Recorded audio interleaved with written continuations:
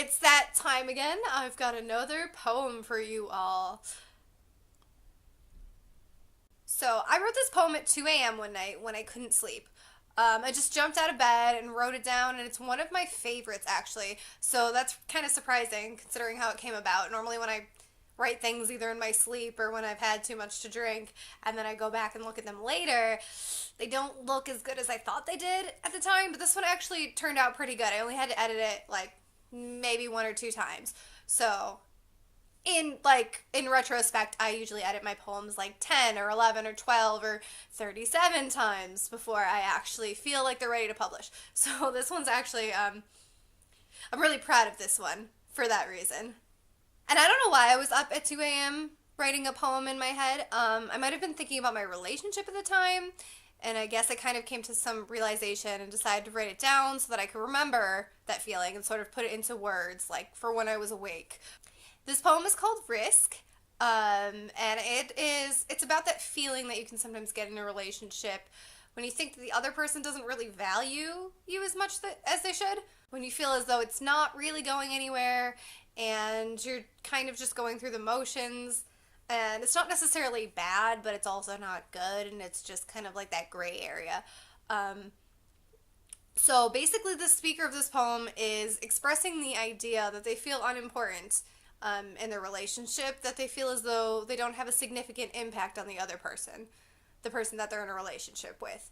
And so keep that in mind when I read through it, and just let's see what you think. All right, here goes. I am not a garden, things do not grow here, not sunflowers, not weeds. I am not the storm, not the calm that comes before, nor the lightning, nor the wind, nor the rain. I am not the highest floor of the tallest building. I am the dizzy feeling you get when you look down below and the cars look like little specks. I am the voice telling you to jump and not to jump at the same time. I am a girl to bring home to your mother, to kiss on the forehead, on blue swing sets, and place yourself next to in bed, fully clothed. I am security, I am safe, even when I want to be the adrenaline you surely felt with every girl who came before me.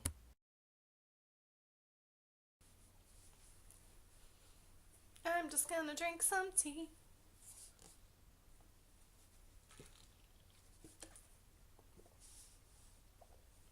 I'm addicted to chai lattes. It's my weakness. It's my kryptonite. Okay, so I really want to break this down for you so you guys know why I chose the certain images that I did put in the poem. Like I said, I wrote this really late at night, so I'm really surprised that these images are as coherent um, as they are. I didn't expect them to sound this good. When I read it over the next morning, I was like, wow, that was actually a really good attempt. So I'm just as shocked as this, or by this, as you guys are. Okay, so that first line of the poem, things do not grow here. In this, the speaker, I'm going to refer to the speaker as you, so that you guys can kind of relate to it for the sake of consistency as I talk. So you, as the speaker, by things do not grow here, you mean that you don't think you're capable of creating anything, nothing good or bad. You don't really make the other person feel like they're suffocating or anything, maybe like a weed would, because weeds suffocate other plants, and that's what a weed does. It takes the life, it takes the nutrients away from the other plants so they die. So you're not necessarily getting rid of anything that's like bright and happy and positive, like that weed metaphor. But you are also not giving that person the feeling that you get when you have something awesome, like that really like intense feeling of like, man, this is really good, I really like this, I'm all for it, I gotta keep this person around. So you as a speaker, you're not really giving either of these feelings. You don't feel like they don't feel like you're suffocating them, but they also don't feel like you're really contributing to their emotional state, like their emotional happiness. So it's more that you just kind of exist in that person's life, and that's basically it. So coming to that idea of the storm, The storm is a metaphorical event in literary works where this huge storm signifies the growth and the change in the story, like a dramatic change, a dramatic event, either in the story or in the characters. The best example of this that I can think of that you guys will probably know is The Wizard of Oz. There's a giant tornado, it's a giant storm. And Dorothy's life is completely changed by this storm. She goes through this crazy transformation. She goes to this different world. She has different life experiences. She comes out of the whole thing as a different person. And it would not have happened to her if she didn't have this big storm. So that's what I mean by the storm. It's that big, huge event that's like supposed to happen and make everything different. So I am not the storm means that I'm not this big event that's going to change your life. But I'm also not any of those things that signify that a storm is coming. I'm not like, or I should say, like I was going to say you. So you as the speaker, you're telling the other person you're not really this big life-changing event, but you're also not whatever comes before it. You're not like the symbol of, hey, this big life-changing event is going to happen. Not the lightning, not the rain, not the winds. You're just kind of bleh. You're just kind of there. You're not the calm before the storm either. You're not anything that could let this other person know that something great is going to happen. You're just meh. You're just average day weather. Maybe there's some clouds in the sky. Maybe it's drizzling a little. I don't know, but there's not a big storm coming. Not with you, anyway. You're basically saying you don't impact that person's life in that great of a way. You're just kind of there. I accidentally did the top of my hair pink when it was supposed to be the bottom. Ugh.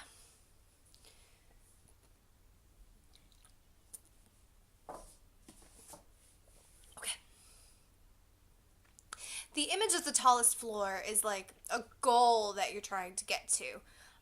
You feel like you've made it if you walk all the way to the tallest. I can't talk. The image of the tallest floor is like a goal that you're trying to get to. You feel like you've made it if you make your way all the way to the top. Like if you walk up all those stairs, you've accomplished something really great. The speaker, so you're trying to say that I'm not a goal that you've reached. So you're telling the other person, I'm not a goal that you've reached. Meaning that you weren't really trying to get me and you don't feel like you've accomplished anything getting to me. I'm just kind of there. Just not necessarily an end to anything either. I'm not something that you've kind of obtained through any work or any effort. I'm not something that you feel really good that you got to. You're just kind of like, I'm here. So that dizzy feeling that I talked about in the poem, that dizzy feeling is the person being disoriented because they're not sure of what's going on or where they are. They're not able to focus. They're kind of scattered. And this is the kind of feeling that you get in a relationship where the person's not sure how they feel about you. They're not sure of what's going on, and they're not able to focus on the relationship because of that. So the next stanza, the voice telling you to jump. That is that the person wants to take a chance on you, right? But then again, they don't. They're in that gray area. They're uncertain, and they want both things, but they can't have both at the same time. So they're just kind of standing at that edge of the rooftop, not sure which way to go. They can go up, they can go down, like they can stay there, or they can go down. They can't go up. They've already gone up. So we're up. They can either jump off the roof and take that chance and see what happens, or they can just stay there where they are and not make any changes. But either way, it's not really ideal. this kind of adds that disoriented feeling, I think, is that feeling of either choice you choose is not really going to be a good choice. So you're kind of stuck between a rock and a hard place, you know? Like that saying. That's what that means, by the way. Stuck between a rock and a hard place means that you're stuck between two very difficult decisions or choices or difficult life events, and you can't really go either way because there's something not cool either way. So you as the speaker are saying in this last part, I'm the kind of girl that is kind and sweet and wholesome enough to show off to your mother. You can take me to the park and we can do wholesome activities. It's that cute middle school, like PG rated rom-com romance that doesn't really work when you're in your 20s. I mean, grown-ups are different. A grown-up romance needs something more than just forehead kisses on swing sets, you know? It's got to have more emotional depth to it. It's got to have that connection. And if people don't have that, if I'm just something pretty for you to look at, something pretty for you to take home and show off to other people and be like, this girl's really sweet, this girl's really nice, this girl's really pretty. Like, if that's all there is to it, then it's like, just bring a cardboard cutout of me. Why do I have to be there? I'm sorry. You are the safe choice. My dear speaker, you are the safe choice. You will be loyal and nice to the person, and you'll give them lots of gifts and all that basic stuff. But you will only make this person happy on, like, the surface level. You don't necessarily give them that adrenaline rush, that sense of something that's worth working hard for. Almost like the person's not with you because you make them happy, but just because it's more or less convenient. They don't really feel extremely impacted by your presence, but it's better than nothing, which is kind of sad, but it does happen where you encounter that kind of thing. And that was a feeling that I had at one point in my life that I thought I had to put into words. Because I feel like putting feelings into words makes them less, it makes them have less of an impact on how I go about my daily life. If I can put it into words, I can write it down, I can forget about it, I can put it in a Word document somewhere or in a notebook somewhere, and then I don't have to dwell on it, and I don't have to think about it, and I don't have to wake up at 2 a.m. and want to write another poem about it because it's done and it's over with. And that's a really good thing. But when it comes down to it, basically,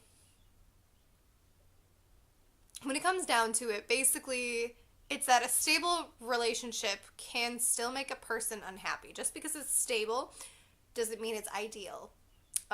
You can't be in that gray area all the time where you don't know if you want to move forward or if you want to stay the same.